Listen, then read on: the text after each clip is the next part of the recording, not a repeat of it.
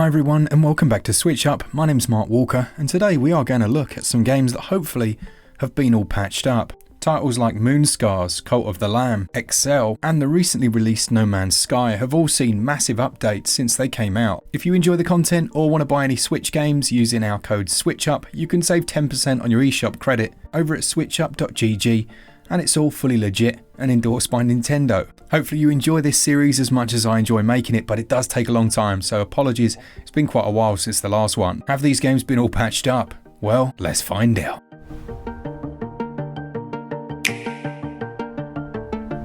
Let's start then with XEL, which was in a terrible state at launch. It's one of the worst performing games I've seen at release. Entire sections of the level wouldn't load in, the frame rate was atrocious, and there were more bugs than you can shake a stick at. It was one of those games that I could see was very, very good and that they'd put so much love and attention into it, but unfortunately it was just in such a bad state that, well, it got demolished in our review. Now I know full well the developers have been working away in the background on this and it's received I think 4 patches so far and then a 5th patch this week, taking it up to version 1.0.5. What I'll do is pop a link to the full patch notes, because if I just read those off it's going to be very dull indeed. But let's start off with my own personal testing, which involves frame rates. Now the frame rate is much more consistent than it was before.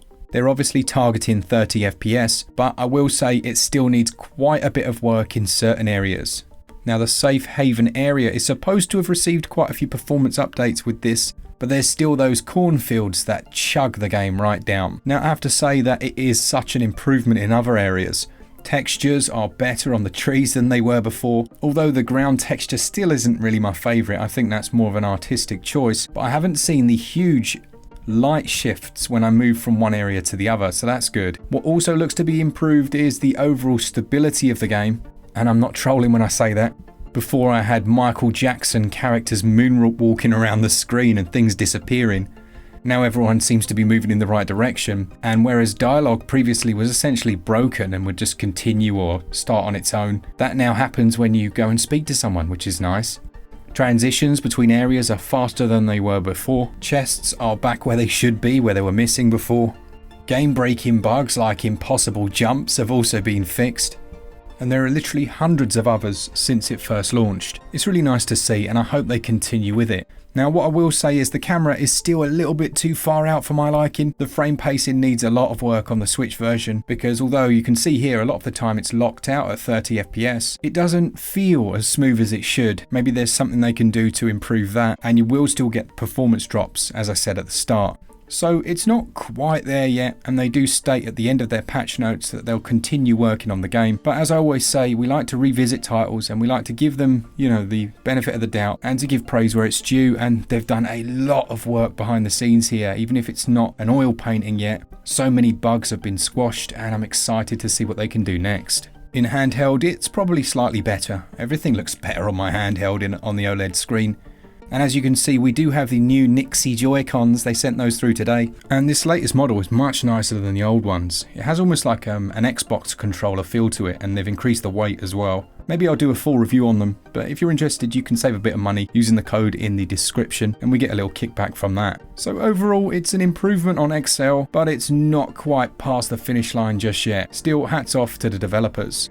Next up then, we've got Moonscars. This one had more than a few bugs at launch, including some game-breaking issues that you had to wrestle to try and get past, but performance was generally pretty decent. As you can see, performance still is 60 frames per second, but the slight hitching problems we had remain in a few locations. The biggest issues are the soft locks that were throughout the game, and they have fixed many of these. Whether or not they've got them all, well, only time will tell. They've also rebalanced the late game enemies and slightly tweaked the moon hunger system.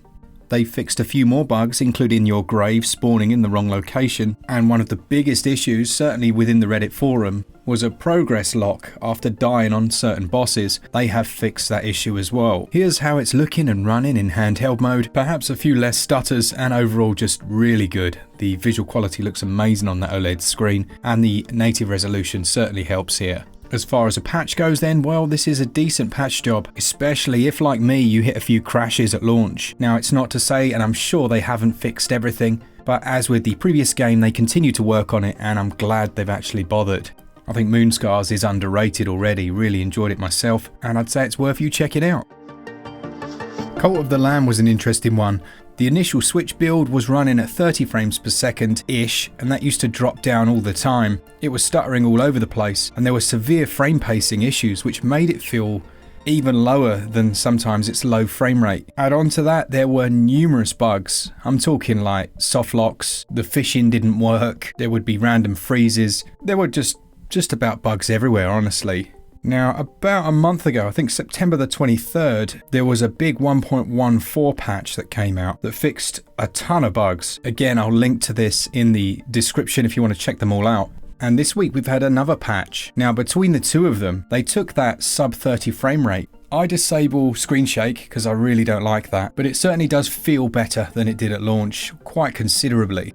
Now, aside from hundreds and hundreds of fixes, again linked in the description, they've just released the Blood Moon Ritual, which is part of their first seasonal event called the Blood Moon Festival. It adds that aforementioned ritual, 3 new follower forms, the Cursed Crow, Skeletal Deer and Bat Demon, and 4 new decorations. It fixes a few issues, not as many as the previous patch, but a couple more crash fixes and a few soft lock fixes as well, so yeah, we're on the right track.